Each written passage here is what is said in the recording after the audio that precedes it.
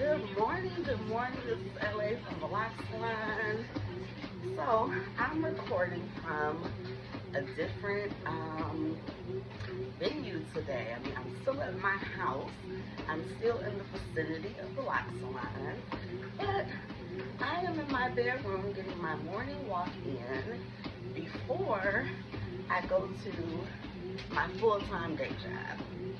But I wanted to do a weekend recap today, and I figured why not kill two birds with one stone, getting this morning walk in, which I didn't do yesterday, and got to get back on it. But anyway, the Salon was busy. I was busy the weekend. I had two clients. I tried to just do hair on Saturdays, and that typically works, like with the amount of clientele that I have. I have 3 regular clients, and so typically their hair is kind of like on the similar rotation. I have all of them on a 5-week rotation for their retightening, so I usually have them like one consecutive Saturdays, like back to back.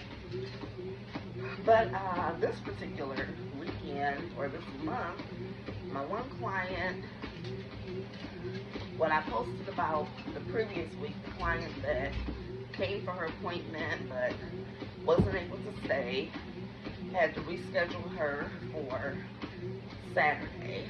And then my other client, who I expected to come on that same Saturday, she couldn't do it because I made the mistake of not scheduling her appointment before she left.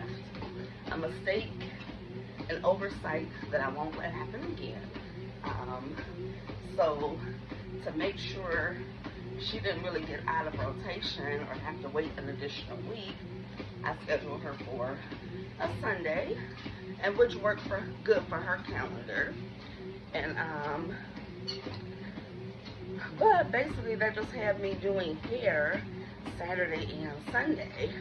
You know, I don't work weekends with my full-time job, so of course I look forward to my weekends. Don't mind doing hair on Saturdays because it generally you start in the morning, finish mid-afternoon, because I'm with the 2 of my clients. I get their hair done in under 5 hours, 5.5 hours at the most.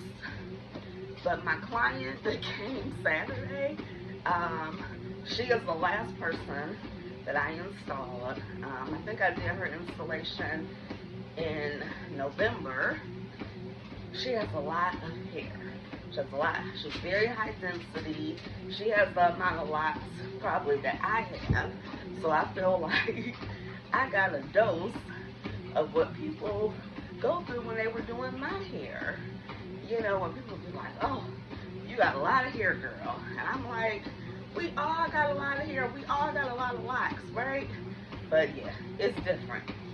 And so her retightening clocked me in at 9 hours. Now I will say that this is my client who, even though she is a younger woman, she tends to need to stand up, you know, and stretch and things like that. So we kind of took a couple of breaks that lasted, you know, a few minutes. And then one of those, because it did get so long, you know, my dogs are at home with me, but I had to let them out. And one time I had to give them some doggy snacks. So that probably took about 20 minutes in total. And I didn't stop the clock this time, you know, when I was working.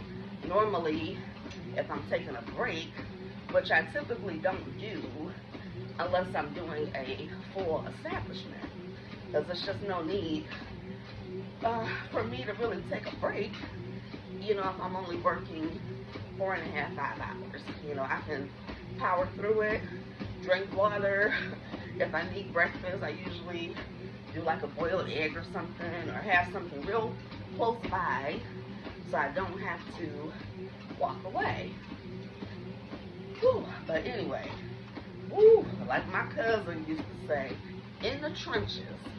That is how I was with that Saturday client. But she is so appreciative of my service to her because she did her research on Sister Locks, and she knows that with her high density, with the amount of hair that she has, she knows that I charged her the rate that I had, my introductory rate, very low in comparison to other people in the area. So she's very appreciative of what I do, what I charge her is very affordable for her, and I appreciate her. So I'm glad that she wasn't, you know, a client, one of those clients. Well, yeah, I think when I was going, even when I was getting frustrated with how long it was taking, I think I hid it well, but maybe not. I think people have a way of displaying their impatience or their frustration in different ways. Maybe you keep checking your watch. Maybe you ask questions like, oh, are you almost done? Or how much longer? That puts pressure on the person doing your hair. You know, so I apologize to my cousin because after she established my locks and did my first couple of retightenings, I was that person that was like, oh, how much longer? But that's also because I really didn't do my research and really see how long retightenings can take, because I was on the other side of Sister Locks at that time. So now I go into it when I do my consultations. I tell people average retightening is between 4 to 6 hours. You do have certain people that practice a particular method and they're able to finish retightenings in 2.5, 3 hours. I had a person like that who was doing my hair. She was my last consultant. But even though she was able to get my hair done in that 2.5 hours, I still feel like my hair was just a bit much for her.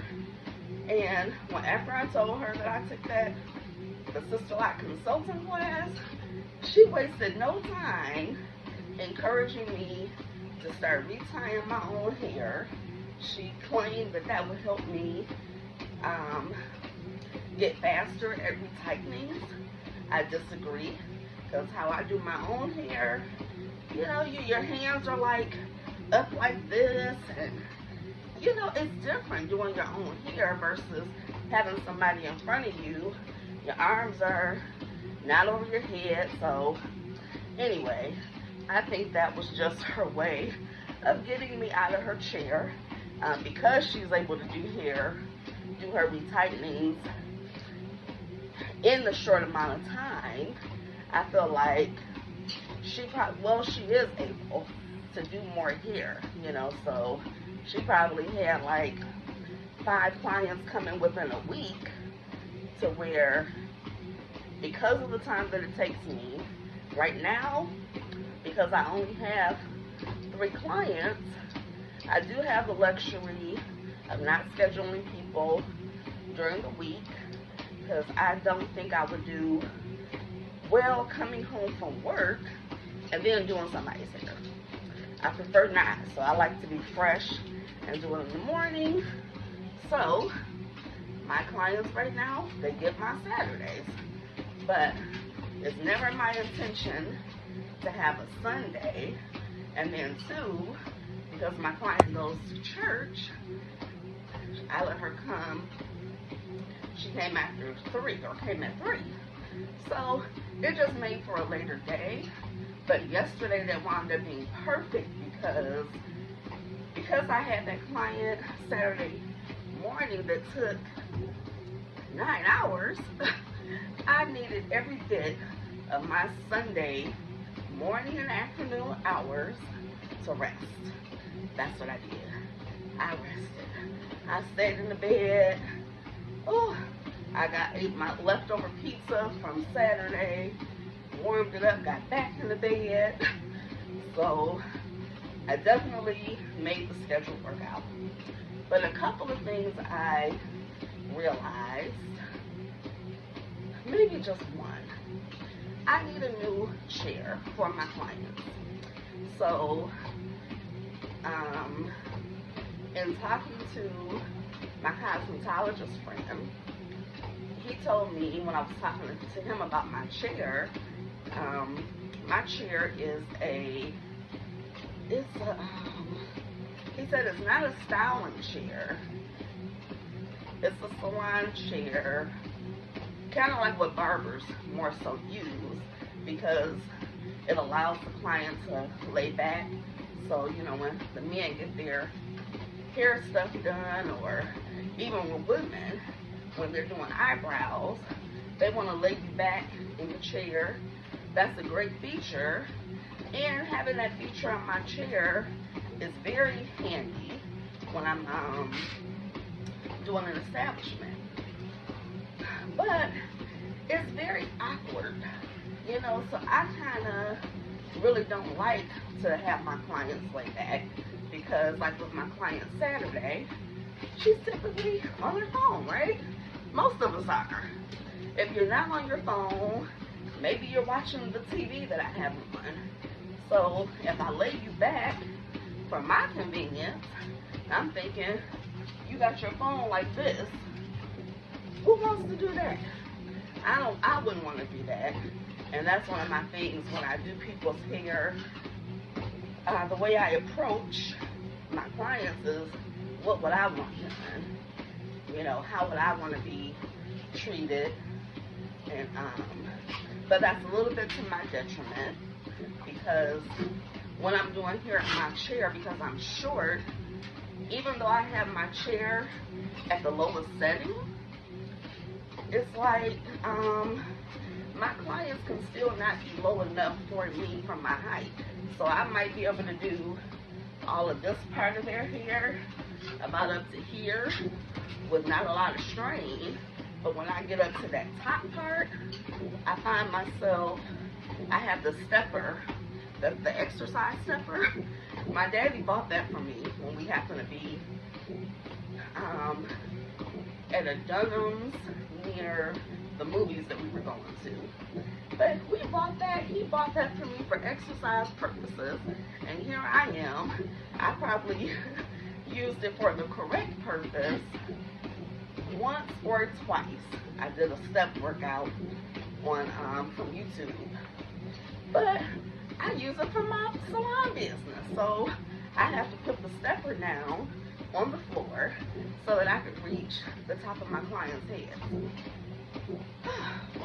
And then when I try to sit down in my chair, in my stool, it's comfortable a little bit. I mean, it does relieve some pressure from my legs from standing on my feet for so long. But again, these little short arms right here, I find myself reaching, you know, to do the hair. So that's pressure on my back. My arms are, oh, it'd be rough.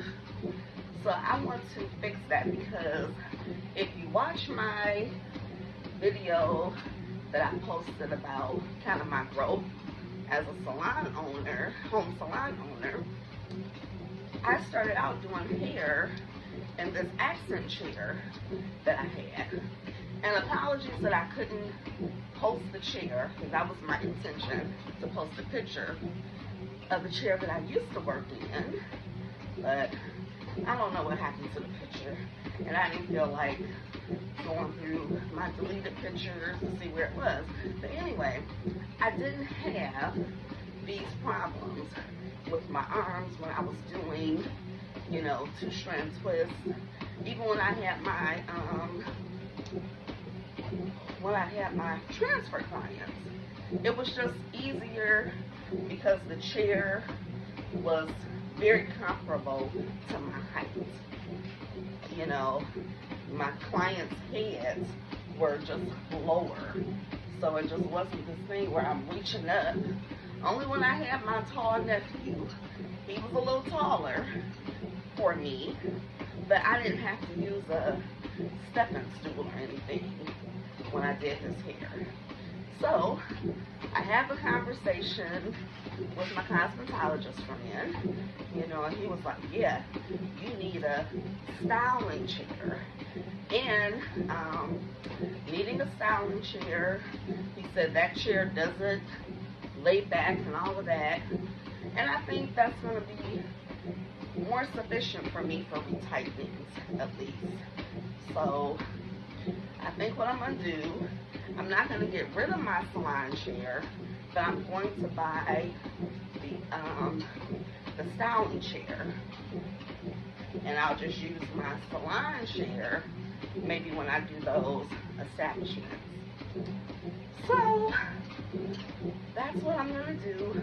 That's what I learned from this weekend. And then too, on a good note, I am really looking forward to my massage today. So one thing is for sure, doing sister locks, anything standing on your feet, if you're working out, whatever it is that causes your body, you know, to be achy or whatever, I find that I love massages. They are one of my best sources of self-care. So I'm getting a massage today. God willing, my girl has a space open for me about 5:15 today, because I will leave work at 4:30 to get to that massage, so she can just give me a relaxing massage. I'm gonna tell her though, be a little light on your hands, because she's a deep tissue person. Even when you say, I want moderate pressure, she's still in those, you know, if she feels some tightness somewhere, she rubbing it out. I'm like, girl, you're hurting me a little bit. But last time I went to her, I didn't have any aches afterwards. It wasn't bad, but I should have spoken up and said, go a little bit lighter on the pressure. But it is so needed for me to get this massage, and I'm looking forward to it. So that's my Sister Lock weekend recap. The Lock Salon is closed for the week. Next week coming up, I have a consultation scheduled, and if all goes well, that will be my 4th establishment, and I'm really proud of my progress. I mean, I am so thankful for how far I've come. Even though I'm gonna tell you, when I was doing my client's hair on Saturday, because my legs were tired, my arms were hurting, I was thinking, is it worth it? Is the money worth it? I was like, whoo. Then I think about, you know, my other sister-like consultants.